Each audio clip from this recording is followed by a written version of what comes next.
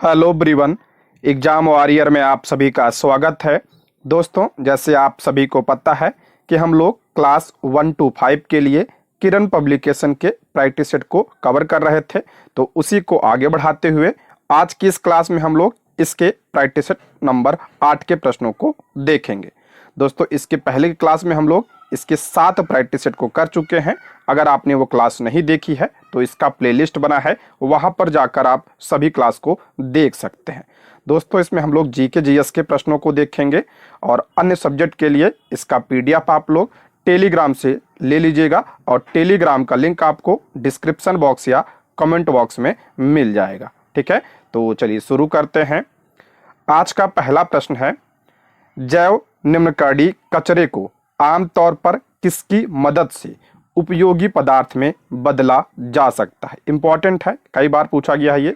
जैव निम्नकर्णी कचरे यानी बायोडिग्रेडेबल कचरा को आमतौर पर किसकी मदद से उपयोगी पदार्थ में बदला जा सकता है, तो इसका राइट आंसर हो जाएगा ऑप्शन 1 बैक्टीरिया। ऑप्शन 1 इसका करेक्ट आंसर हो जाएगा।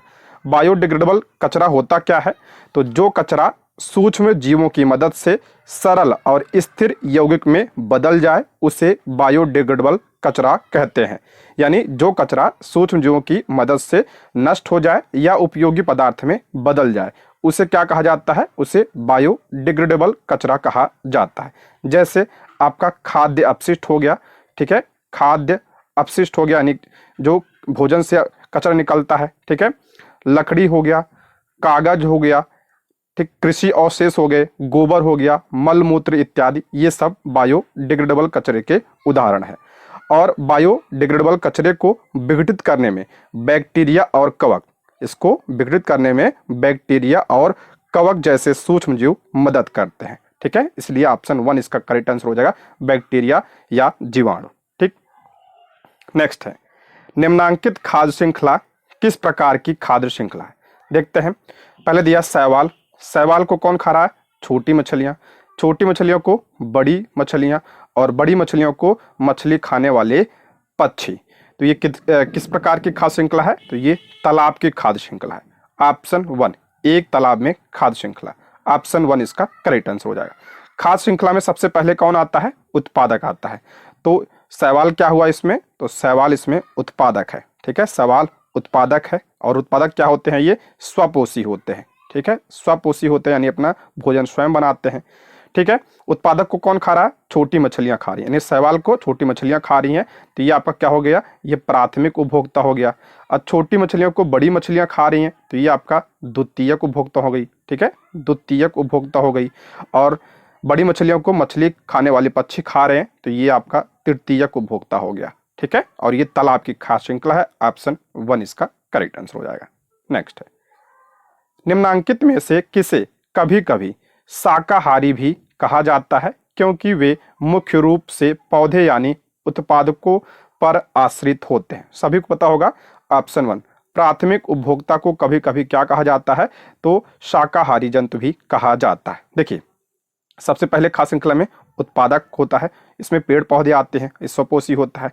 उसके बाद आपका जो है क्या आता है, प्राथमिक उपभोक्ता। प्राथमिक उपभोक्ता, प्राथमिक उपभोक्ता किसे खाते हैं, तो उत्पादक को खाते हैं, इसीलिए इन्हें क्या कहा जाता है, शाकाहारी कहा जाता है। ठीक है, इसीलिए इन्हें शाकाहारी कहा जाता है क्योंकि ये उत्पादक को खाते हैं यानी पेड़ पौधों को खाते हैं। ठीक है, जैसे आपका बकरी हो गया, हिरन हो गया, टिड्डे हो गए, गाय हो गए, ये सब। ठीक है, ऑप्शन 1। नेक्स्ट है, निम्नांकित में से किसका उपयोग ऑटोमोबाइल इंजनों के लिए एंटी फ्रीज के रूप में किया जाता है। करा किसका उपयोग वाहनों के इंजनों में एंटी फ्रीज के रूप में किया जाता है, तो इसका राइट आंसर हो जाएगा ऑप्शन 2 एथिलीन ग्लाइकॉल का उपयोग किया जाता है। ऑप्शन 2 इसका राइट आंसर हो जाएगा। नेक्स्ट है, पटाखों के विस्फोट के बाद चमकता हुआ लाल रंग किसकी उपस्थिति के कारण होता है। इंपॉर्टेंट है, बीपीएससी के द्वारा पूछा गया प्रश्न है। तो पटाखों में लाल रंग किसकी वजह से, तो ट्रांसियम की वजह से। ऑप्शन 1 इसका राइट आंसर हो जाएगा, ट्रांसियम। ध्यान रखिएगा, सोडियम की वजह से पटाखों में पीला रंग आता है। ठीक है, पीला रंग किसकी वजह से, सोडियम की वजह से। हरा रंग किसकी वजह से होता है, ये भी ध्यान रखिएगा, तो बेरियम की वजह से हरा रंग होता है पटाखों में। ठीक, नेक्स्ट है, निम्नांकित में से किसका वेग सर्वाधिक है? इसमें से किसका वेग सर्वाधिक है? तो इसका राइट आंसर हो जाएगा ऑप्शन 2, इसका राइट आंसर हो जाएगा प्रकाश। ऑप्शन 2 इसका करेक्ट आंसर हो जाएगा। और प्रकाश की चाल कितनी होती है? तो 3 × 10⁸ मीटर प्रति सेकेंड। ठीक है, नेक्स्ट है शुष्क सेल यानी बैटरी में निम्नलिखित में से किसका उपयोग इलेक्ट्रोलाइट्स के रूप में किया जाता है? कह रहा है शुष्क सेल में किसका उपयोग इलेक्ट्रोलाइट्स के रूप में किया जाता है, ये प्रश्न पूछा गया है। तो ऑप्शन 1 अमोनियम क्लोराइड और जिंक क्लोराइड का उपयोग किया जाता है। ऑप्शन क्या हो जाएगा 1 इसका करेक्ट आंसर हो जाएगा, अमोनियम क्लोराइड और जिंक क्लोराइड। नेक्स्ट, न्यूट्रॉन की खोज किसके द्वारा की गई थी? न्यूट्रॉन की खोज किसके द्वारा की गई थी? सभी को पता होगा, जेम्स चैडविक के द्वारा न्यूट्रॉन की खोज की गई थी। ऑप्शन क्या हो जाएगा 3 इसका करेक्ट आंसर हो जाएगा। गोल्डस्टीन की बात करें तो इन्होंने जो है प्रोटॉन की खोज किया था। प्रोटॉन की खोज गोल्डस्टीन ने किया था, लेकिन प्रोटॉन का नाम किसने दिया था? तो रदरफोर्ड ने इसका नाम दिया था। इसलिए आपको कहीं कहीं रदरफोर्ड भी दिखेगा प्रोटॉन की खोज में। ठीक है, अगर गोल्डस्टीन दिया है ऑप्शन में तो आप लोग गोल्डस्टीन लगाएंगे। प्रोटॉन की खोज गोल्डस्टीन ने, और इसका नाम किसने दिया? रदरफोर्ड ने दिया। अगर हम बात करते हैं इलेक्ट्रॉन की खोज किसने किया था, तो जे थॉमसन ने इलेक्ट्रॉन की खोज की थी। ठीक, नाभिक की खोज किसने किया था? तो रदरफोर्ड ने किया था। रदरफोर्ड ने नाभिक की खोज की थी। ठीक, नेक्स्ट है फ्यूज तार का कार्य है, इंपॉर्टेंट है, इससे संबंधित प्रश्न पूछा गया है बीपीएससी के द्वारा। फ्यूज तार का कार्य क्या है? तो इसका राइट आंसर हो जाएगा ऑप्शन 1 किसी सर्किट में उच्च विद्युत धारा को गुजरने से रोकने के लिए इसका प्रयोग किया जाता है, ताकि सर्किट जो है खराब ना हो। ठीक है, हमारे उपकरण जो खराब ना हो। ऑप्शन 1 इसका करेक्ट आंसर हो जाए। और ये जो फ्यूज तार होता है ये किससे बना होता है? तो टिन प्लस लेड का बना होता है। ठीक है, टिन प्लस लेड का यह बना होता है। नेक्स्ट है केंद्रीय बजट 2024-25 के केंद्रीय बजट में किस क्षेत्र को सबसे अधिक आवंटन प्राप्त हुआ? पुराना करंट अफेयर है ये। ठीक है, पुराना बजट है, तो इसका राइट आंसर हो जाएगा ऑप्शन 1 इसका करेक्ट आंसर हो जाएगा रक्षा। नेक्स्ट है चमगादड़ अंधेरे में उड़ सकते हैं क्योंकि? इंपॉर्टेंट है ये, चमगादड़ अंधेरे में उड़ सकते हैं क्योंकि? इसका राइट आंसर हो जाएगा ऑप्शन 3 वे अल्ट्रासोनिक ध्वनि उत्पन्न करते हैं। अल्ट्रासोनिक मतलब होता है आपका पराश्रव्य ध्वनि। ठीक है, पराश्रव्य ध्वनि। ऑप्शन 3 इसका करेक्ट आंसर हो जाएगा। देखिए इंपॉर्टेंट है, इसमें कुछ पॉइंट ध्यान से सुनिएगा।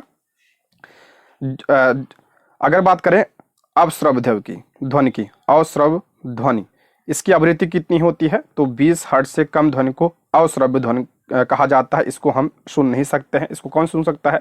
तो जैसे आपका गैंडा हो गया, हाथी हो गए, व्हेल मछली हो गई, इसको ये सुन सकते हैं अवश्रव्य ध्वनि को। दूसरा आपका श्रव्य ध्वनि, श्रव्य ध्वनि जो यानी जो मनुष्य सुन सकता है, उसकी आवृत्ति कितनी होती है? तो 20 हर्ट्ज से 20,000 हर्ट्ज, 20 हर्ट्ज से 20,000 हर्ट्ज की ध्वनि होती है, इसको मनुष्य सुन सकता है, इसलिए इसे श्रव्य ध्वनि कहा जाता है। अब अगला है पराश्रव्य। पराश्रव्य को भी मनुष्य नहीं सुन सकता है, और इसकी आवृत्ति कितनी होती है? तो 20,000 हर्ट्ज से अधिक ध्वनि को पराश्रव्य ध्वनि कहा जाता है। इसको कौन सुन सकता है? तो चमगादड़ हो गया, कुत्ता हो गया, बिल्ली हो गए, मच्छर हो गया, इसको ये सब सुन सकते हैं पराश्रव्य ध्वनि को, जिसे अल्ट्रासोनिक ध्वनि भी कहा जाता है। ठीक है, तो इसका राइट आंसर हो जाएगा ऑप्शन 3। नेक्स्ट है मानव शरीर में निर्जलीकरण किसकी हानि के कारण होता है? मानव शरीर में निर्जलीकरण यानी जल की कमी, जिसे डिहाइड्रेशन कहा जाता है, किसकी हानि के कारण होता है? तो पानी की वजह से। ऑप्शन क्या हो जाएगा 2 इसका राइट आंसर हो जाएगा, पानी की कमी से होता है ये। नेक्स्ट है अभिकथन ए और कारण दिया, देखते हैं। पहला है मोटर वाहनों में ईंधन के रूप में डीजल और पेट्रोल का स्थान अब सीएनजी, जिसे संपीड़ित प्राकृतिक गैस कहा जाता है, ले रही है। बिल्कुल सही है, मोटर वाहनों में डीजल और पेट्रोल के स्थान पर सीएनजी ले रही है अपना स्थान। ठीक है, कारण दिया है क्यों सीएनजी को प्रयोग किया जा रहा है वाहनों में। तो सीएनजी सल्फर और नाइट्रोजन के ऑक्साइडों का उत्पादन अल्प मात्रा में करती है, साथ ही सीएनजी एक अधिक स्वच्छ ईंधन है, इसलिए बिल्कुल सही है ये। कथन भी सही है और कारण भी सही है, तो इसका राइट आंसर हो जाएगा ऑप्शन 1 इसका करेक्ट आंसर हो जाएगा। ए और आर दोनों सही है, और आर जो है ए की सही व्याख्या भी करता है। ठीक है, नेक्स्ट है कौन सी गैस मौसम के गुब्बारों में भरी जाती है? कौन सी गैस मौसम के गुब्बारों में भरी जाती है? तो हीलियम भरी जाती है, हीलियम भी भरी जाती है, हाइड्रोजन भी भरी जाती है। ठीक है, ऑप्शन 2 इसका राइट आंसर हो जाएगा। नेक्स्ट है, निम्नलिखित में से क्या भारत में पारिस्थितिक असंतुलन का मुख्य कारण है? पारिस्थितिक असंतुलन का मुख्य कारण क्या है? तो वनों की कटाई है, वनों की कटाई इसका करेक्ट आंसर हो जाएगा ऑप्शन 1। और अत्यधिक वनों की कटाई से क्या हो सकता है? तो मरुस्थलीकरण की प्रवृत्ति बढ़ सकती है। ठीक है, और मृदा का कटाव भी होता है इससे। ऑप्शन 1 इसका राइट आंसर हो जाएगा। नेक्स्ट है, बुद्ध का जन्म कहाँ हुआ था? सभी को पता होगा बुद्ध का जन्म लुम्बिनी नेपाल में इनका जन्म हुआ था। कब हुआ था? तो 563 ईसा पूर्व में। ठीक है, लुम्बिनी नेपाल में। इनके पिता का नाम क्या था? तो इनके पिता का नाम शुद्धोदन था, इनके पिता का नाम शुद्धोदन था। माता का नाम क्या था? तो महामाया इनकी माता का नाम था, लेकिन बचपन में इनकी मृत्यु हो गई थी इनकी माता की। और इनका पालन पोषण किसने किया था? तो इनकी मौसी प्रजापति गौतमी ने इनका पालन पोषण किया था, प्रजापति गौतमी ने। इनकी मृत्यु कहाँ पे हुई थी? तो इनकी मृत्यु कुशीनगर में हुई थी। ठीक है, ज्ञान की प्राप्ति कहाँ पे हुई थी? इन्हें बोध गया बिहार में इनको ज्ञान की प्राप्ति हुई थी। पहला उपदेश कहाँ पे दिया था? तो पहला उपदेश उन्होंने सारनाथ में दिया था। ठीक है, पहला उपदेश कहाँ पे? सारनाथ में दिया था। सबसे ज्यादा उपदेश कहाँ पे दिया था? तो श्रावस्ती में। अंतिम उपदेश कुशीनगर में दिया था। ध्यान रखिएगा, पहले उपदेश को क्या कहा जाता है? उसे धर्म चक्र प्रवर्तन के नाम से भी जाना जाता है। कई बार बता चुका हूं इसके बारे में। नेक्स्ट बढ़ते हैं। आपका एक मित्र अस्पताल में है और संक्रामक रोग से पीड़ित है। निम्नलिखित में से कौन सा एक संक्रामक रोग का उदाहरण है? करा कौन सा एक संक्रामक रोग है? संक्रामक रोग क्या होते हैं? जो रोग वायरस, बैक्टीरिया, प्रोटोजोआ से फैलते हैं उन्हें क्या कहा जाता है? संक्रामक रोग कहा जाता है। तो ये आपके इसमें टीबी भी है, टाइफाइड भी है। ठीक है, ये बैक्टीरिया से होता है। तो इसका करेक्ट आंसर हो जाएगा ऑप्शन 4। उपयुक्त में से एक से अधिक होना चाहिए इसमें। ठीक है, ऑप्शन क्या हो जाएगा? 4 इसका करेक्ट आंसर हो जाएगा। नेक्स्ट बढ़ते हैं। महात्मा गांधी को सबसे पहले राष्ट्रपिता किसने कहा था? महात्मा गांधी को सबसे पहले राष्ट्रपिता किसने कहा था? तो सुभाष चंद्र बोस ने कहा था। ऑप्शन क्या हो जाएगा? 1 इसका करेक्ट आंसर हो जाएगा। सुभाष चंद्र बोस ने महात्मा गांधी को सबसे पहले राष्ट्रपिता कहा था। कब कहा था? तो 6 जुलाई 1944 को सुभाष चंद्र बोस ने आजाद हिंद रेडियो पर एक प्रसारण में महात्मा गांधी को राष्ट्रपिता कहा था। ठीक है, ऑप्शन 1 इसका करेक्ट आंसर हो जाएगा। 6 जुलाई 1944 को कहा था, इसको भी आप लोग ध्यान रखिएगा। ठीक, अगर हम बात करते हैं सुभाष चंद्र बोस को नेता किसने कहा था? ठीक है, नेताजी किसने सबसे पहले कहा था? तो हिटलर ने कहा था। टैगोर ने जो है सुभाष चंद्र बोस को देश नायक कहा है। ठीक है, देश नायक कहा इन्हें, इसको भी ध्यान रखिएगा। सुभाष चंद्र बोस के बारे में कुछ और इंपॉर्टेंट पॉइंट की बात करते हैं जो एग्जाम में पूछे आते हैं अक्सर। तो इन्होंने कांग्रेस की अध्यक्षता कितनी बार की थी? अब की बार पूछा गया था। तो इन्होंने कांग्रेस की अध्यक्षता 2 बार की थी। पहली बार कब किया था? तो पहली बार 1938 का जो हरिपुरा अधिवेशन हुआ था उसकी अध्यक्षता इन्होंने किया था। दूसरी बार 1939 में जो त्रिपुरी अधिवेशन हुआ था उसकी भी अध्यक्षता इन्होंने की थी। लेकिन गांधी जी के साथ विवाद होने के कारण इन्होंने अपने पद से इस्तीफा दे दिया था। ठीक है, 1939 में। और पूछा जाता है कि त्याग पत्र देने के बाद जो है कांग्रेस की अध्यक्षता किसने किया था? तो डॉक्टर राजेंद्र प्रसाद ने किया था। ये भी पॉइंट आप लोग ध्यान रखिएगा। 1938 में सबसे पहले इन्होंने कांग्रेस की अध्यक्षता की थी, हरिपुरा अधिवेशन। फिर 1939 में भी ये अध्यक्ष बने थे, लेकिन त्यागपत्र दे दिया था। और त्यागपत्र देने के बाद कांग्रेस के अध्यक्ष कौन बने थे? तो डॉक्टर राजेंद्र प्रसाद बने थे। और 1939 में ही सुभाष चंद्र बोस ने फॉरवर्ड ब्लॉक की स्थापना की थी। ये भी इंपॉर्टेंट है। ठीक है, फॉरवर्ड ब्लॉक की स्थापना इन्होंने 1939 में की थी। इनकी पुस्तक भी ध्यान रखिएगा, इंडियन स्ट्रगल जो है सुभाष चंद्र बोस की पुस्तक है। ठीक है, नेक्स्ट है, लोकटक झील किस राज्य में स्थित है? लोकटक झील जो है किस राज्य में स्थित है? तो ये मणिपुर में स्थित है। ऑप्शन 2 मणिपुर में। और इसी झील में एक नेशनल पार्क है, ध्यान रखिएगा, Keibul Lamjao National Park. Keibul Lamjao National Park जो है लोकटक झील में स्थित है। और ये विश्व का एकमात्र तैरता हुआ क्या है? नेशनल पार्क है, तैरता हुआ नेशनल पार्क है ये। ठीक, नेक्स्ट है, दूध को सूक्ष्म जीवों से मुक्त करने के लिए पाश्चुरीकरण की प्रक्रिया में निम्नलिखित में से क्या किया जाता है? पाश्चुरीकरण की प्रक्रिया में क्या किया जाता है? तो ऑप्शन 1 दूध को 70 डिग्री सेल्सियस पर 15 से 30 सेकंड के लिए गर्म करते हैं, फिर एकाएक ठंडा करके उसका भंडारण कर लिया जाता है। ठीक है, इसी को क्या कहा जाता है, पाश्चुरीकरण कहा जाता है। और क्या होता है, इससे दूध खराब नहीं होता। नेक्स्ट है 1929 में कांग्रेस अधिवेशन में स्वतंत्रता का झंडा किसने फहराया था। कह रहा 1929 के कांग्रेस अधिवेशन में स्वतंत्रता का झंडा किसने फहराया था, तो जवाहरलाल नेहरू ने फहराया था। इंपॉर्टेंट प्रश्न है ऑप्शन 2। देखिए 1929 का जो कांग्रेस का अधिवेशन हुआ था ये कहाँ पे हुआ था, तो ये लाहौर में हुआ था। ठीक है, लाहौर में हुआ था। और जो है इसकी अध्यक्षता किसने किया था, जवाहरलाल नेहरू ने इसकी अध्यक्षता की थी।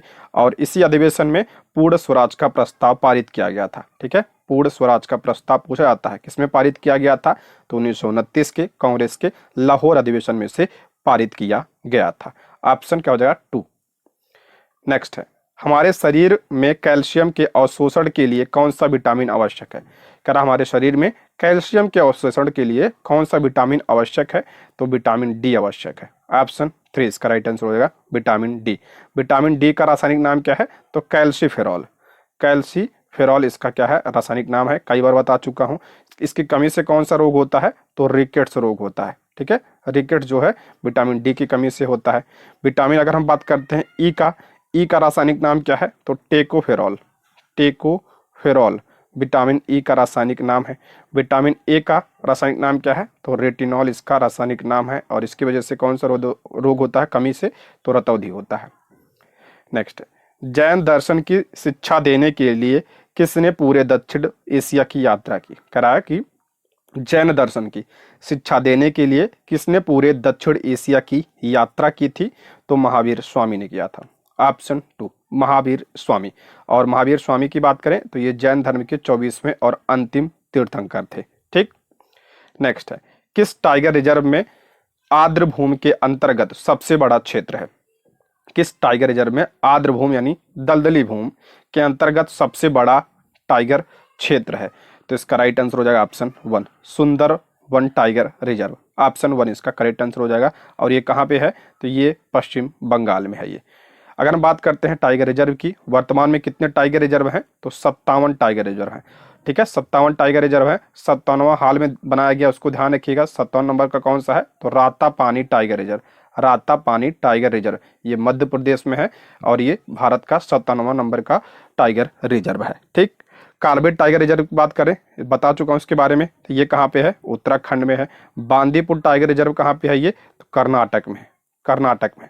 अच्छा, प्रोजेक्ट टाइगर कब आया था, तो 1973 में प्रोजेक्ट टाइगर आया था। ठीक, नेक्स्ट है किसके शासन में सिख खालसा सेना का गठन किया गया था। किसके शासन में पूछ रहा है, सिख खालसा सेना का गठन किया गया था, तो इसमें से कोई नहीं। ऑप्शन 5 उपयुक्त में से कोई नहीं। सिख खालसा सेना का गठन राजा रणजीत सिंह के शासन काल में किया गया था। ठीक है, राजा रणजीत सिंह के शासन काल में। ऑप्शन में नहीं है, इसलिए 5। नेक्स्ट है अकबर ने दीन ए इलाही की स्थापना मुख्य रूप से डैश के लिए की थी। अकबर ने एक धर्म की स्थापना की थी जिसका नाम है दीन ए इलाही। पूछ रहा है इसकी स्थापना मुख्य रूप से किसके लिए की गई थी, तो इसका राइट आंसर हो जाएगा आपका ऑप्शन 2 एक राष्ट्रीय धर्म की स्थापना करने के लिए जो मुसलमानों और हिंदुओं दोनों को स्वीकार हो। ठीक है, ऑप्शन 2 इसका करेक्ट आंसर हो जाएगा। और दीन ए इलाही की स्थापना कब की थी, तो 1582 में। एक नया धर्म था ये। ठीक है, नेक्स्ट है 2.5 दिन का झोपड़ा क्या है। 2.5 दिन या 2.5 दिन का झोपड़ा क्या है, तो ये मस्जिद है। ऑप्शन 1 इसका राइट आंसर हो जाएगा, मस्जिद है। और इसका निर्माण जो है 1199 में किसने करवाया था, तो कुतुबुद्दीन ऐबक ने इसका निर्माण करवाया था। ठीक, नेक्स्ट है निम्नलिखित में से क्या बिहार में अवस्थित नहीं है। क्या बिहार में अवस्थित नहीं है, इसमें से पूछ रहा है, तो ऑप्शन 2 रूमटेक मोनेस्ट्री ये बिहार में नहीं है, बल्कि कहाँ पे है, ये सिक्किम में है। ठीक है, ये आपका सिक्किम में है। विक्रमशिला विश्वविद्यालय की बात करते हैं तो ये कहाँ पे है, तो बिहार में है। बिहार में कहाँ, भागलपुर में है। ठीक है, भागलपुर में है ये। वैशाली का स्तूप तो आपका वैशाली में है। नेक्स्ट है निम्नलिखित में से कौन सा कथन सही नहीं है। ध्यान से पढ़िएगा प्रश्न को, करा कौन सा कथन सही नहीं है। इसमें पहला है गुल मेहंदी के बीज फटकर बिखरते हैं। गुल मेहंदी के जो बीज होते हैं ये फटकर बिखरते हैं, बिल्कुल सही है। दूसरा, कमल के फल पानी में बहते हुए एक स्थान से दूसरे स्थान पर पहुंच जाते हैं, बिल्कुल सही है, ये भी करेक्ट है।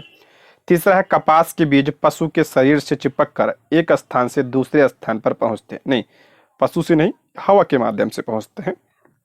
तो ये आपका क्या हो जाएगा, गलत हो जाएगा। अच्छा, कपास की बात करते हैं यहाँ पे हम। कपास जो है ये खरीफ की फसल है, ठीक है, खरीफ की फसल है। और कपास के लिए कौन सी मृदा उपजाऊ होती है, तो काली मृदा उपजाऊ होती है। तो इसमें पूछा क्या है, इसमें करा कौन सा सही नहीं है, तो ऑप्शन 3। नेक्स्ट है, खाद के संदर्भ में नीचे दिए गए विकल्पों की मदद से सही उत्तर का चयन करें। खाद के बारे में दिया है। पहला है, खाद एक कार्बनिक जैविक पदार्थ है, बिल्कुल सही है। खाद जो होता है ये क्या है, जैविक पदार्थ है ये। दूसरा है, खाद पौधों या जंतु अपशिष्ट से प्राप्त होता, बिल्कुल करेक्ट है। खाद जो होते हैं ये पौधे और जंतुओं के कचरे से प्राप्त होते हैं, सही है। अपघटित पदार्थ खाद के रूप में प्रयोग किया जाता है, ये भी आपका क्या है, करेक्ट है। खाद में मिट्टी को ह्यूमस प्राप्त नहीं होती, नहीं, ह्यूमस प्राप्त होता है, ध्यान रखिएगा। तो इसलिए आपका हो जाएगा पहला सही है, दूसरा सही है, तीसरा सही है। तो ए बी सी किसमें है, ऑप्शन 3, ऑप्शन 3। नेक्स्ट है, जैन धर्म के प्रवर्तक महावीर का मोक्ष स्थान कहाँ पर स्थित है। जैन धर्म के प्रवर्तक महावीर का मोक्ष स्थान कहाँ पे स्थित है, तो ये पावापुरी में। ऑप्शन 3 इसका करेक्ट आंसर हो जाएगा पावापुरी। पावापुरी कहाँ पे है, तो नालंदा में है ये, ठीक है। नेक्स्ट है, बीज किसकी उपस्थिति में अंकुरित होता है। जो बीज होता है किसकी उपस्थिति में अंकुरित होता है, तो जल की उपस्थिति में, हवा भी चाहिए इसके लिए, और सूर्य का प्रकाश भी चाहिए।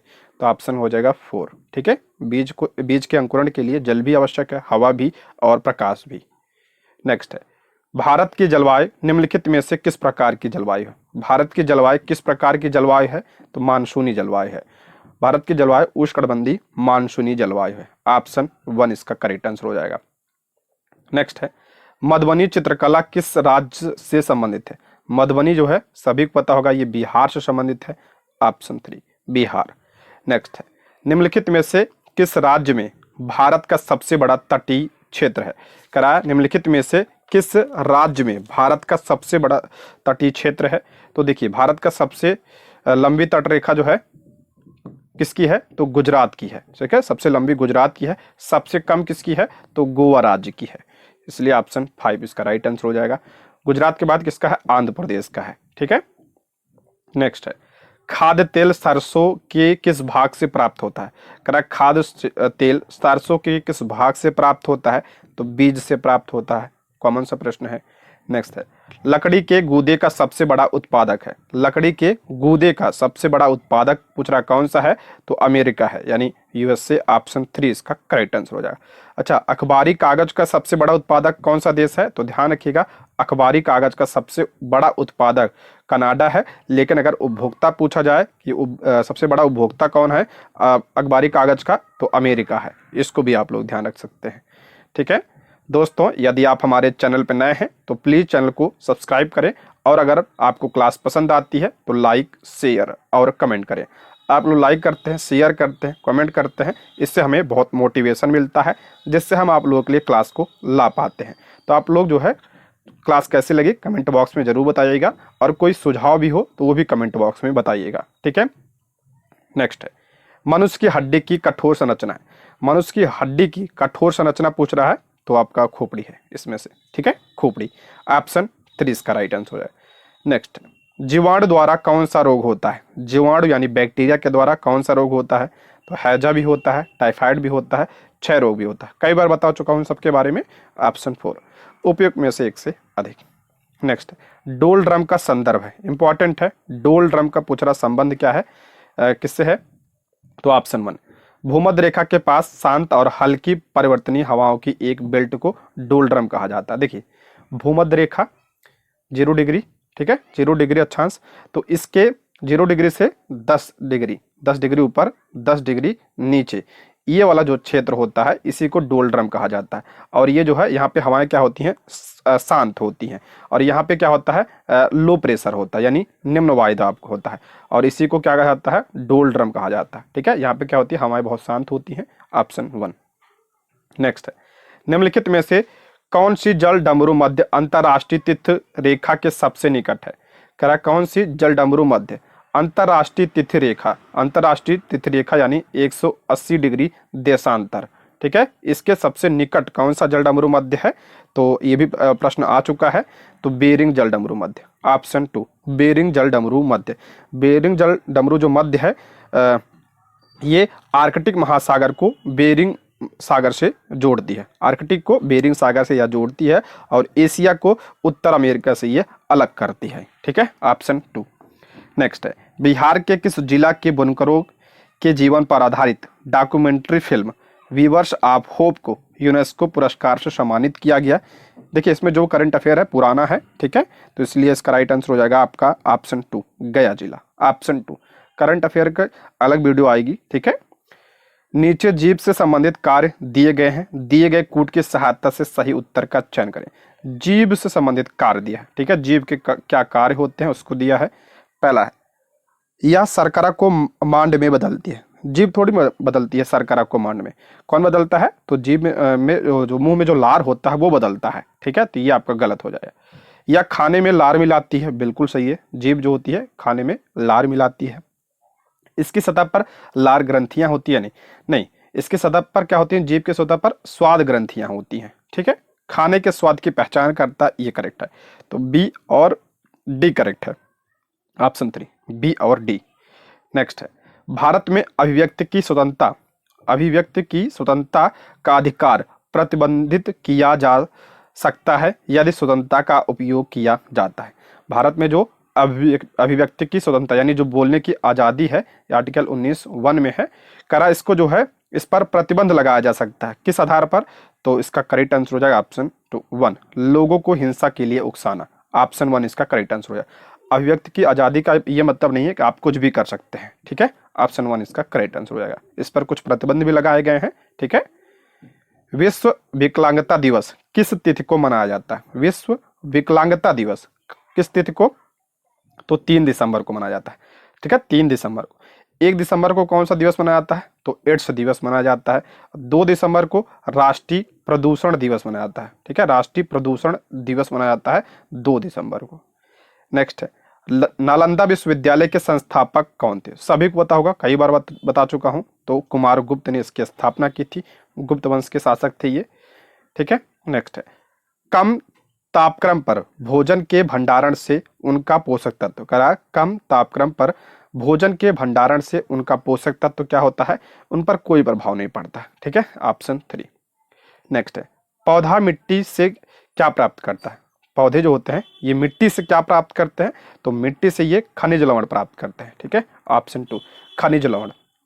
नेक्स्ट, फुटबॉल पानी में तैरता है क्योंकि, जो फुटबॉल होता है ये पानी में तैरता है, क्यों तैरता है, तो उसमें पानी होता है, इसमें हवा भरी होती है, ऑप्शन क्या हो जाएगा, ऑप्शन 2 इसका करेक्ट आंसर हो जाएगा, उसमें हवा भरी होती है। नेक्स्ट है, निम्नलिखित में से क्या समावेशी विकास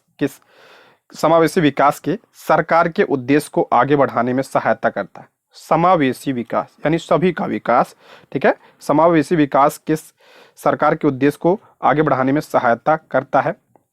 पहला है, स्वयं सहायता समूह को बढ़ावा देना, बिल्कुल सही है। सूक्ष्म लघु और मध्यम उद्योगों को बढ़ावा देना, करेक्ट है। शिक्षा का अधिकार अधिनियम को लागू करना, ये भी आपका क्या है, सही है, तो इसका करेक्ट आंसर हो जाएगा ऑप्शन 4 इसका राइट आंसर, उपयुक्त में से एक से अधिक। यहाँ पे अगर हम बात करें शिक्षा के अधिकार अधिनियम यानी आरटी एक्ट कब आया था, तो ये 2009 में आया था, लेकिन इसे लागू कब किया गया था, तो 2010 में से लागू किया गया था।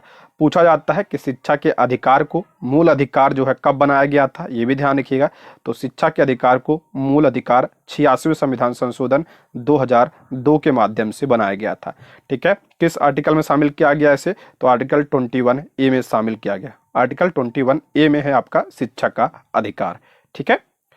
नेक्स्ट है, मानस राष्ट्रीय उद्यान किस राज्य में स्थित है, मानस राष्ट्रीय उद्यान, तो ये असम में स्थित है। असम में और कौन कौन सा है, तो काजीरंगा राष्ट्रीय उद्यान हो गया, रायमोना, ओरंग, ये सब जो है असम में है। अरुणाचल की बात कर दें, अरुणाचल प्रदेश में कौन सा है, तो नामदफा राष्ट्रीय उद्यान अरुणाचल प्रदेश में है। हिमाचल प्रदेश की बात करते हैं तो पिन वैली राष्ट्रीय उद्यान यहाँ पे है। खीरगंगा राष्ट्रीय उद्यान भी आपका यहीं पे है। नेक्स्ट बढ़ते हैं, मैंने मुट्ठी भर बाजरे के लिए दिल्ली साम्राज्य को ही खो दिया, यह कथन किसका है। मैंने मुट्ठी भर बाजरे के लिए दिल्ली साम्राज्य को खो दिया, या किसने कहा था, तो ये शेरशाह सूरी ने। Option 1 Sher Shah Suri. Next, methane gas, carbon dioxide gas, hydrogen gas, hydrogen sulphide gas इत्यादि का मिश्रण है। कह रहा है इसमें मेथेन भी है और कार्बन डाइऑक्साइड भी है, हाइड्रोजन भी है, हाइड्रोजन सल्फाइड भी है और इत्यादि का मिश्रण है। कौन सा है? तो बायोगैस। लेकिन ध्यान रखिएगा सबसे ज़्यादा इसमें जो है क्या होता है, सबसे ज़्यादा मेथेन होता है।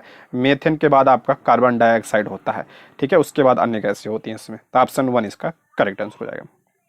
नेक्स्ट है, संविधान के लागू होने के समय निम्न आदर्शों में से किसको प्रस्तावना में सम्मिलित नहीं किया गया था? करा संविधान के लागू होने के समय किन आदर्शों को प्रस्तावना में शामिल नहीं किया गया था? तो समाजवादी। ऑप्शन 3। ध्यान रखिएगा, समाजवादी, पंथ निरपेक्ष, समाजवादी और पंथ निरपेक्ष और एक और है अखंडता, ठीक है। ये तीन शब्द जो है प्रस्तावना में कब जोड़े गए? मूल संविधान में ये नहीं थे। समाजवादी, पंथ निरपेक्ष और अखंडता शब्द प्रस्तावना में ये कब जोड़े गए? तो 42वें संविधान संशोधन 1976 के माध्यम से इसे प्रस्तावना में जोड़ा गया, ठीक है। ऑप्शन 3 इसका करेक्ट आंसर हो जाए। प्रस्तावना की बात करते हैं, इसे संविधान की आत्मा कहा जाता है, ठीक। और किस देश के संविधान से लिया गया है? ये अमेरिका से। लेकिन इसकी भाषा कहाँ से ली गई है? तो ऑस्ट्रेलिया के संविधान से इसकी भाषा ली गई है। नेक्स्ट है, जो चिमटा होता है, उदाहरण है चिमटा, ये आपका तृतीय उत्तोलक का उदाहरण है। ऑप्शन 3 तृतीय उत्तोलक। नेक्स्ट, कुछ ऐसे पौधे भी होते हैं जो चूहों, मेढकों, कीड़े मकोड़ों और छोटे जीवों का शिकार करते हैं। इनमें नेपथिन्स सबसे ज्यादा मशहूर है। यह पौधे भारत के कौन से राज्य में मुख्यतः पाए जाते हैं? इंपॉर्टेंट प्रश्न है। कुछ ऐसे पौधे होते हैं जो चूहों, मेढकों, कीड़े मकोड़ों और छोटे जीवों को खाते हैं। इनमें से एक पौधा का नाम दिया है नेपथिन्स। पूछ रहा है कहाँ पाया जाता है? तो मेघालय में। ऑप्शन 3 इसका करेक्ट आंसर हो जाएगा। जो पौधे चूहों इन सबको चीजों को खाते हैं उन्हें क्या कहते हैं? उन्हें जो है घटपड़ी पौधा कहा जाता है, यानी कीट भक्षी पौधे कहा जाते हैं, ठीक है, कीट भक्षी पौधे। इसमें आपका नेपथिन्स है, तो इसका राइट आंसर हो जाएगा ऑप्शन 3 मेघालय।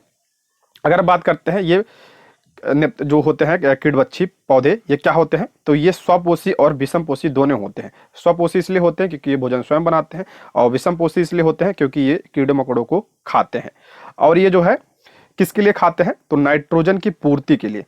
देखिए, ये जो पौधे होते हैं ऐसी जगह पे उगते हैं जहां पर नाइट्रोजन नहीं होता है, और नाइट्रोजन की पूर्ति के लिए ही ये कीड़े मकोड़ों और अन्य जानवरों को ये खाते हैं, ठीक है। इसलिए इन्हें कीटभक्षी पौधे के नाम से भी जाना जाता है। नेक्स्ट है, राज तरंगिणी के लेखक हैं। राज तरंगिणी के लेखक कौन थे? तो इसका राइट आंसर हो जाएगा, ये कल्हड़ की रचना है, इसमें कश्मीर का इतिहास देखने को मिलता है। ऑप्शन 2 इसका करेक्ट आंसर हो जाएगा, ठीक है। कालिदास की बात करते हैं तो सभी पता होगा इनकी रचना मेघदूत और कौन सा है? अभिज्ञान शाकुंतलम हो गया, आपका रघुवंश महाकाव्य हो गया, ये सब कालिदास की रचना है। भास्कराचार्य की बात करते हैं तो सिद्धांत शिरोमणि ये जो है किसकी रचना है? भास्कराचार्य की रचना है। नेक्स्ट है, निम्नलिखित किस कार्य से हृदय की धड़कन तेज होती है? करा किस कार्य से जो है हृदय की धड़कन तेज होती है? तो दौड़ने से होती है। ऑप्शन 3। नेक्स्ट है, बच्चों का हक मिड डे मील यानी जो मध्याह्न भोजन है किन कक्षाओं के बच्चों को दिया जाता है? तो ये जो है 1 से 8 तक के बच्चों को दिया जाता है। ऑप्शन 3 इसका करेक्ट आंसर हो जाए। अच्छा, मिड डे मील का जो है नया नाम क्या है? ये पूछा गया है। इसका नया नाम पीएम पोषण है, ठीक है, इसका नया नाम पीएम पोषण है। और इसको जो है 1995 में पूरे भारत में लागू किया गया था। वैसे तो कई सारे अलग अलग राज्यों में अलग अलग टाइम पे लागू हुआ था, लेकिन 1995 में ध्यान रखिएगा पूरे भारत में। नेक्स्ट है, आग के बीच का प्रकीर्णन कैसे होता है? आग यानी मदार के बीच का प्रकीर्णन कैसे होता है? तो हवा के माध्यम से। ऑप्शन 2 हवा। नेक्स्ट है, हरे पौधे को प्रकाश संश्लेषण हेतु क्या नहीं चाहिए? कह रहा है जो है प्रकाश संश्लेषण के लिए क्या नहीं चाहिए? तो CO2 चाहिए, ये तो चाहिए ही, सूर्य का प्रकाश भी चाहिए, खनिज लवण नहीं चाहिए प्रकाश संश्लेषण के लिए। ऑप्शन क्या हो जाएगा? 3। नेक्स्ट है, सिंधु सभ्यता के निम्नलिखित स्थलों में से किस स्थल में गोदी यानी डॉकयार्ड होने का प्रमाण मौजूद है? किस स्थान से जो है गोदी यानी डॉकयार्ड, इसे ही बंदरगाह कहा जाता है, ठीक है। कहां से बंदरगाह के साक्ष्य मिले थे? तो लोथल से मिले थे। ऑप्शन 2 लोथल कहां पे है वर्तमान में? तो ये गुजरात में है। लोथल किस नदी के किनारे? तो ये भोगवा नदी के किनारे, ठीक, भोगवा नदी के किनारे। और बात करते हैं हम हड़प्पा की। हड़प्पा किस नदी के किनारे है? तो ये सिंधु नदी के किनारे है, वर्तमान पाकिस्तान में है। मोहनजोदड़ो किस नदी के किनारे है? तो ये रावी नदी के किनारे है, ये भी आपका कहाँ पे है? तो पाकिस्तान में है। नेक्स्ट बढ़ते हैं, छाया की लंबाई किस पर निर्भर करती है? छाया यानी परछाई की लंबाई जो है किस पर निर्भर करती है? तो ऑप्शन 3, वस्तु और प्रकाश स्रोत के बीच के कोण पर यह निर्भर करती है, ऑप्शन 3। नेक्स्ट है, शेख नवाफ की मृत्यु के बाद कुवैत का नया अमीर कौन बना? तो इसका करेक्ट आंसर हो जाएगा ऑप्शन 3, शेख मिसाल। ऑप्शन क्या हो जाएगा? 3 इसका करेक्ट आंसर हो जाएगा। नेक्स्ट बढ़ते हैं, ब्रिटिश शासन के अधीन भारतीय गरीबी और अर्थव्यवस्था पर दादा भाई नौरोजी द्वारा कौन सी पुस्तक लिखी गई थी? पिछले प्रैक्टिस सेट में ये प्रश्न आ चुका है, इंपॉर्टेंट है। दादा भाई नौरोजी की पुस्तक कौन सी है? तो poverty and un British rule in India, option 3 इसका करेक्ट आंसर हो जाएगा। और इसी में इन्होंने 1867 में कौन सा सिद्धांत दिया था? तो धन निष्कासन का सिद्धांत इन्होंने दिया था, ठीक है, धन निष्कासन का सिद्धांत दिया था, इंपॉर्टेंट है। दादा भाई नौरोजी को क्या कहा जाता है? इन्हें grand old man of India के नाम से भी जाना जाता है। नेक्स्ट है, 16वें वित्त आयोग का अध्यक्ष किसे नियुक्त किया गया है? इंपॉर्टेंट है। 16वें वित्त आयोग के अध्यक्ष कौन है? तो अरविंद पनगड़िया है, ऑप्शन 3 अरविंद पनगड़िया। 15वें वित्त आयोग के अध्यक्ष कौन थे? तो एन.के. सिंह थे, एन.के. सिंह थे। वित्त आयोग की बात करते हैं, किस आर्टिकल में है इसका गठन? तो आर्टिकल 280 में। कौन करता है इसका गठन? तो राष्ट्रपति के द्वारा इसका गठन किया जाता है, ठीक है। नेक्स्ट है, निम्नलिखित में से कौन मौर्य वंश का महत्वपूर्ण शासक नहीं है? कौन मौर्य वंश का शासक नहीं है? तो चंद्रगुप्त की बात करें तो इसने मौर्य वंश की स्थापना की थी। तो ऑप्शन 2 पुष्यमित्र शुंग, ऑप्शन 2 इसका राइट आंसर हो जाएगा, पुष्यमित्र शुंग। देखिए, पुष्यमित्र शुंग ने मौर्य वंश के अंतिम शासक बृहदत्त, मौर्य वंश का अंतिम शासक कौन था? बृहदत्त की हत्या करके जो है पुष्यमित्र शुंग ने शुंग वंश की स्थापना की थी, ठीक है, शुंग वंश की स्थापना पुष्यमित्र शुंग ने किया था।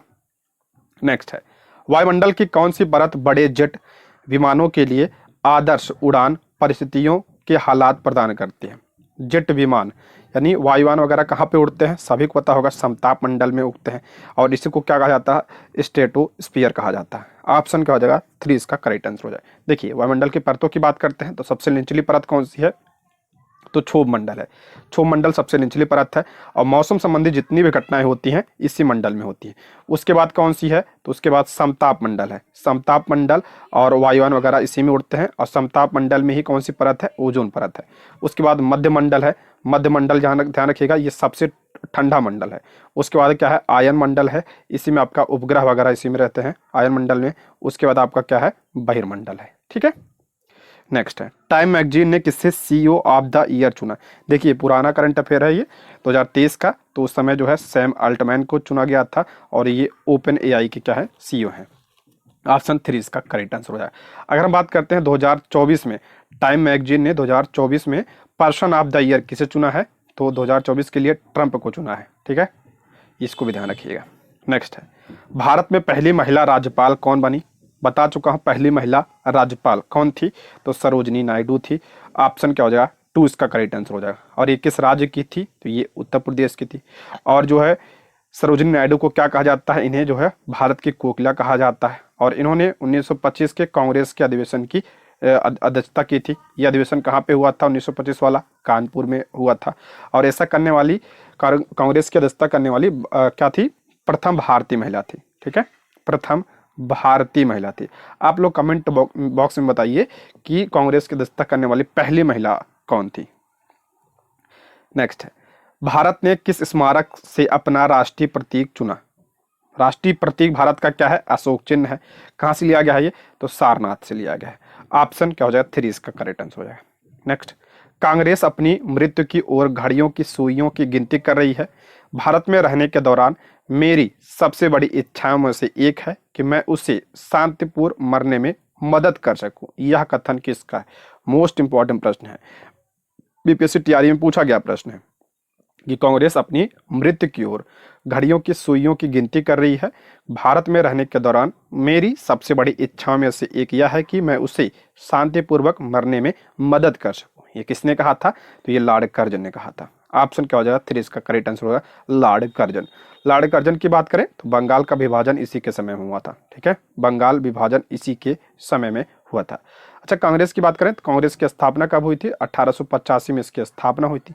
पहली बैठक कब हुई थी? तो 28 दिसंबर 1885 को इसकी पहली बैठक हुई थी। कहाँ पे? मुंबई में हुई थी। उस समय वायसराय कौन था? ये भी ध्यान रखिएगा, वायसराय कौन था? तो लॉर्ड डफरिन जो है कांग्रेस की स्थापना के समय वायसराय था। और कांग्रेस के पहले अध्यक्ष कौन थे? तो WC बनर्जी। नेक्स्ट, मानव पित्त जो एक पीले पीले हरे रंग का तरल है, इसकी प्रकृति है। मानव पित्त जो है कैसा होता है इसकी प्रकृति? ये क्षारीय होता है। ठीक है, ऑप्शन 3 इसका राइट आंसर होगा। ये क्या होता है? क्षारीय होता है। पित्तरस की बात करते हैं, इसका स्राव कहाँ से होता है? यकृत से होता है। जमा कहाँ पे होता है? ये पित्ताशय में होता है ये। और पित्तरस का कार्य क्या होता है? तो ये वसा को छोटे छोटे टुकड़ों में तोड़ता है, जिसे वसा का इमल्सीकरण कहा जाता है। नेक्स्ट है, हवा चोब यानी ड्रमस्टिक और द्विफल मेपल के बीजों की को लंबी दूरी तक ले जाती है, क्योंकि इनमें करा जो हवा होती है, चोब यानी डोमेस्टिक, जिसे सहजन का नाम से भी जाना जाता है, और द्विफल मेपल के बीजों को लंबी दूरी तक ले जाती है। क्यों? तो ऑप्शन 1, क्योंकि इसमें सपक्ष बीज होते हैं। सपक्ष बीज का मतलब है इसमें जो है पंखों वाले बीज होते हैं। ठीक है, नेक्स्ट है, भारत में मुद्रा छपवाने तथा जारी करने का अधिकार किसे? भारत में मुद्रा छपवाने तथा जारी करने का अधिकार किसे है? तो RBI को है। ऑप्शन 1 RBI को है। RBI की बात करते हैं, इसकी स्थापना कब हुई थी? 1 अप्रैल 1935 को इसकी स्थापना हुई थी। हेडक्वार्टर कहाँ पे है? तो मुंबई में इसका हेडक्वार्टर है। मुंबई में इसका हेडक्वार्टर है। और वर्तमान में गवर्नर कौन है? तो शक्तिकांत दास है। नेक्स्ट, राजस्थान के राजपूत राजा सवाई जयसिंह द्वारा 18वीं शताब्दी में बनवाई गई खगोलीय प्रेक्षशाला का नाम बताइए। राजा सवाई जयसिंह ने किसका निर्माण करवाया था? तो जंतर मंतर का निर्माण करवाया था। ठीक है, जंतर मंतर का निर्माण इन्होंने करवाया था। नेक्स्ट है, उत्तर पश्चिम भारत में शीतकालीन वर्षा उन चक्रवातों के परिणाम स्वरूप होती है जो उत्पन्न होते हैं। मोस्ट इंपॉर्टेंट है ये। उत्तर पश्चिम भारत में जो शीत यानी सर्दियों के समय में जो वर्षा होती है, ये किसकी वजह से होती है? तो ये पश्चिमी विक्षोभ की वजह से होती है। पश्चिमी विक्षोभ। और ये कहाँ पे होता है? ये तो भूमध्य सागर। ऑप्शन क्या हो जाएगा? 3 इसका करेक्ट आंसर हो जाएगा भूमध्य सागर। अच्छा, भारत में सबसे ज्यादा वर्षा किस जो है किससे होती है? तो दक्षिण पश्चिम मानसून की वजह से होता है। भारत में सबसे ज्यादा दक्षिण पश्चिम मानसून की वजह से बारिश होती है। लेकिन अगर उत्तर भारत में पूछा जाए, जो सर्दियों के समय में वर्षा होती है, वो पश्चिमी विक्षोभ की वजह से होती है। प्रश्न और पूछा जाता है कि तमिलनाडु में जो सर्दियों के समय में बारिश होती है, किसकी वजह से होती है? तो लौटते हुए मानसून की वजह से होती है। तीनों पॉइंट ध्यान रखिएगा ये। नेक्स्ट है, निम्नलिखित में से कौन सी सदिश राशि है? कौन सी पूछ रहा है इसमें? सदिश राशि है। तो प्रतिबल इसमें सदिश राशि है। प्रतिबल हो गया, वेग हो गया, संवेग हो गया, ये आपका क्या है? सदिश राशि है। इसमें दबाव, ऊर्जा, कार्य, ये सब क्या है? अदिश राशि है। इंपॉर्टेंट है ये। नेक्स्ट है, न्यूटन के पहले सिद्धांत को यह भी कहते हैं। न्यूटन के पहले सिद्धांत को क्या कहा जाता है? सभी को पता होगा, जड़त्व का सिद्धांत कहा जाता है इसे। ऑप्शन क्या हो जाएगा? 2 इसका राइट आंसर हो जाएगा। कई बार आ चुका है ये। नेक्स्ट है, चिली सीरा किसका सामान्य नाम है? चिली सीरा किसका नाम है? सामान्य नाम है? तो सोडियम नाइट्रेट का सामान्य नाम है। ऑप्शन 1 इसका राइट आंसर हो जाएगा सोडियम नाइट्रेट। नेक्स्ट है, निम्नलिखित कथनों में से कौन सा कथन सही है? दिया है पहला इसमें, उर्वरकों के अत्यधिक उपयोग से फसलों की अच्छी उपज प्राप्त होती है, साथ ही मिट्टी की उर्वरता भी बढ़ती है। देखिए, उर्वरक से जो रासायनिक उर्वरक होते हैं, उनके उपयोग से फसल अच्छी प्राप्त होती है, लेकिन मिट्टी की जो उर्वरता होती है वो क्या हो जाती है? धीरे धीरे कम होती जाती है। ठीक है। दूसरा, मिट्टी की उर्वरता बनाए रखने के लिए हमें जैविक खाद के स्थान पर उर्वरकों का उपयोग करना चाहिए। नहीं, मिट्टी की उर्वरता बनाए रखने के लिए उर्वरकों की जगह हमें जैविक खाद प्रयोग करना चाहिए, ना कि उर्वरक। ठीक है, तो ये भी आपका क्या है? गलत है, उल्टा दिया है। ये भी गलत, ये भी गलत।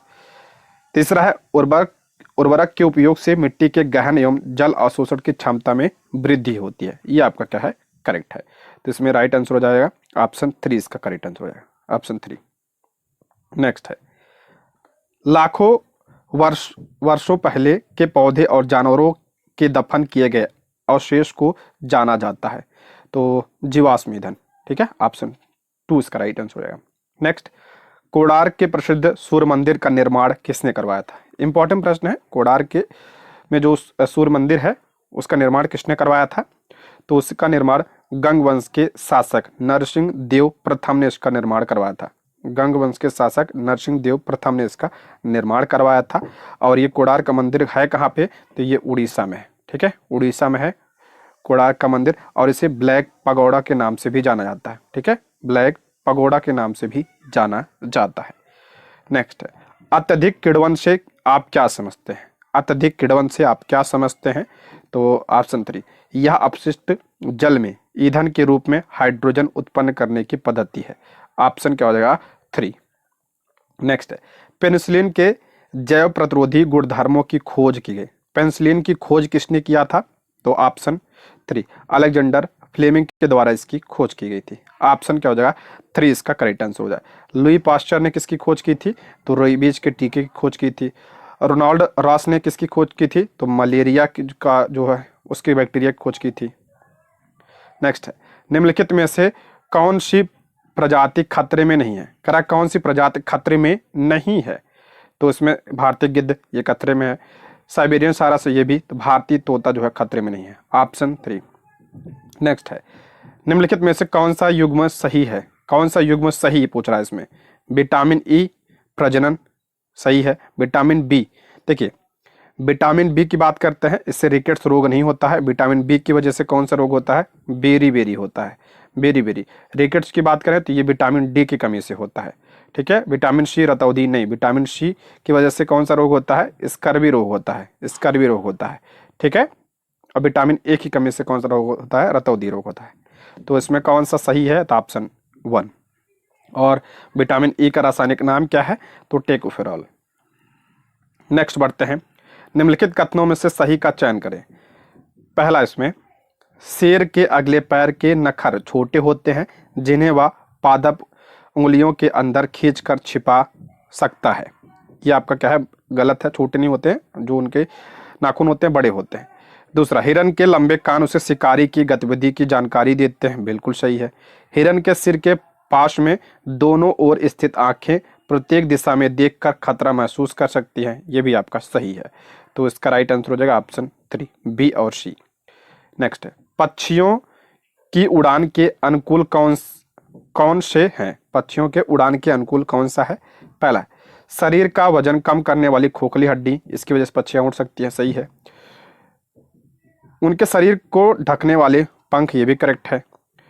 अगला है, मजबूत पूंछ के साथ उड़ने में सहायक शरीर, ये भी सही है। मजबूत मांसपेशियां वाले पंख, ये गलत है। तो इसमें आपका हो जाएगा ऑप्शन क्या हो जाएगा?